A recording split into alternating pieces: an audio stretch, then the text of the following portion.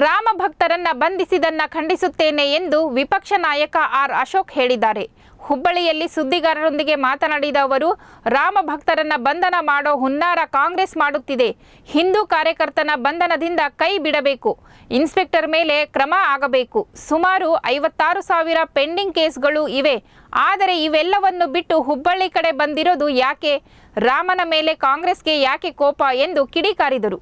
ಇನ್ನು ಕಾಂಗ್ರೆಸ್ ಪಕ್ಷ ರಾಜಕಾರಣ ಮಾಡುತ್ತದೆ. ಅಯೋಧ್ಯೆಯಲ್ಲಿ ಯಾವುದೇ ಸರಿಯಾಗಿ ನಡೆಯಬಾರದು ಎಂದು ಪ್ಲಾನ್ ಮಾಡಿಕೊಂಡಿದೆ.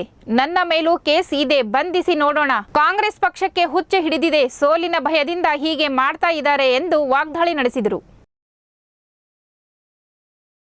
ರಾಮ ಭಕ್ತರ ಮೇಲೆ ನಡೀತಾ ಇರುವಂಥ ದೌರ್ಜನ್ಯ, ಬಂಧಿಸಿ ಜೈಲಿಗಂಟುವಂಥದ್ದು, ಅವ್ರ ಕುಟುಂಬಕ್ಕೆ ಕಿರುಕುಳ ಕೊಡುವಂಥದ್ದು, ಇಡೀ ಕರ್ನಾಟಕದಲ್ಲಿ ಎಲ್ಲೆಲ್ಲಿ ರಾಮ ಭಕ್ತರಿದ್ದಾರೆ ಅವ್ರನ್ನ ಐಡೆಂಟಿಫೈ ಮಾಡಿ ಅವ್ರ ಮೇಲೆಲ್ಲ ಕೇಸ್ಗಳಾಕಿ ಅವರನ್ನು ಜೈಲಿಗೆ ಹಾಕಬೇಕು ಅಂತ ಏನು ಹುನ್ನಾರ ಮಾಡ್ತಾ ಇದ್ದಾರೆ ಕಾಂಗ್ರೆಸ್. ವಿರುದ್ಧ ಪ್ರತಿಭಟನೆ ಮಾಡೋಕ್ಕೋಸ್ಕರ ನಾನು ಹುಬ್ಬಳ್ಳಿಗೆ ಬಂದಿದ್ದೀನಿ. ಇವತ್ತು ನಮ್ಮ ಕಾರ್ಯಕರ್ತರೆಲ್ಲ ಈಗ ಹೋರಾಟ ರೂಪರೇಖೆಗಳನ್ನು ಫಿಕ್ಸ್ ಮಾಡಿದ್ದಾರೆ. ಈಗಾಗಲೇ ಡಯಾಸು ಕೂಡ ಹಾಕಿದ್ದೀರಿ. ಯಾವ ಸ್ಟೇಷನ್, ಟೌನ್ ಪೊಲೀಸ್ ಸ್ಟೇಷನ್ ಎಲ್ಲಿ ದೌರ್ಜನ್ಯ ಆಯಿತು ರಾಮ ಭಕ್ತರ ಮೇಲೆ, ಅದೇ ಸ್ಥಳದಲ್ಲೇ ನಾವೀಗ ಹೋರಾಟಗಳನ್ನು ನಾವು ಮಾಡ್ತಾಯಿದ್ದೀರಿ.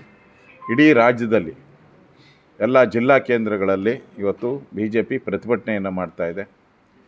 ಇವತ್ತು ನನ್ನ ಮಾಹಿತಿ ಪ್ರಕಾರ ಸುಮಾರು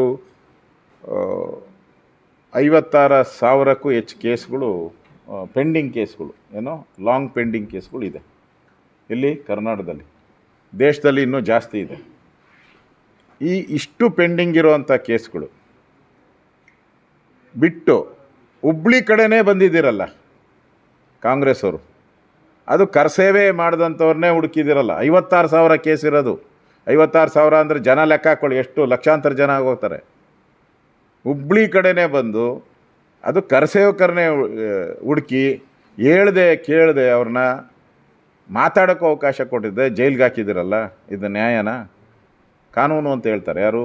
ಗೃಹ ಸಚಿವರು. ಕಾನೂನು ಗೊತ್ತಿಲ್ವಾ BJPಯವರಿಗೆ ಅಂತ? ಫಸ್ಟ್ ನಿಮ್ಗೆ ಕಾನೂನು ಗೊತ್ತಿದ್ರೆ ನೋಟಿಸ್ ಹಾಕ್ರಿ, ಕೊಡಲಿಲ್ಲ. ಅಬ್ಸ್ಕ್ಯಾಂಡಿಂಗ್ ಅಂತ ಯಾಕೆ ತೋರಿಸ್ರಿ?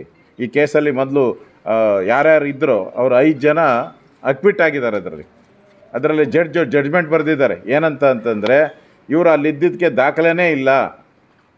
ಈ ಕೇಸಲ್ಲಿ ಏನು ಫಿಟ್ ಮಾಡಿದ್ದೀರಾ ಅವ್ರು ಇದ್ದರು ಅನ್ನೋದಕ್ಕೆ ದಾಖಲೆನೇ ಇಲ್ಲ, ಅದರಿಂದ ಇದನ್ನು ಅಕ್ವಿಟ್ ಮಾಡಿದ್ದೀರಿ ಅಂದರೆ ವಜಾ ಮಾಡಿದ್ದೀನಿ ಅಂತೇಳಿ ಮಾಡಿದ್ದಾರೆ. ಅಷ್ಟಾದ ಮೇಲೂ ಕೂಡ ನೀವು ಅವ್ರನ್ನ ಏಕಾಏಕಿ ಬಂಧಿಸಿ ಜೈಲಿಗಟ್ತಿರಲ್ಲ. ರಾಮನ ಮೇಲೆ ಎಷ್ಟು ಕೋಪ ಇರಬೇಕು ನಿಮಗೆ? ರಾಮ ಮಂದಿರದ ಮೇಲೆ ಎಷ್ಟು ಕೋಪ ಬರಬೇಕು?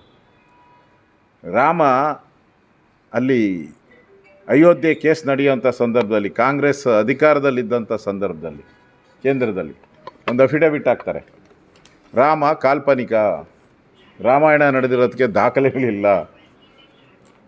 ದಾಖಲೆಗಳಿಲ್ಲ ರಾಮಾಯಣ.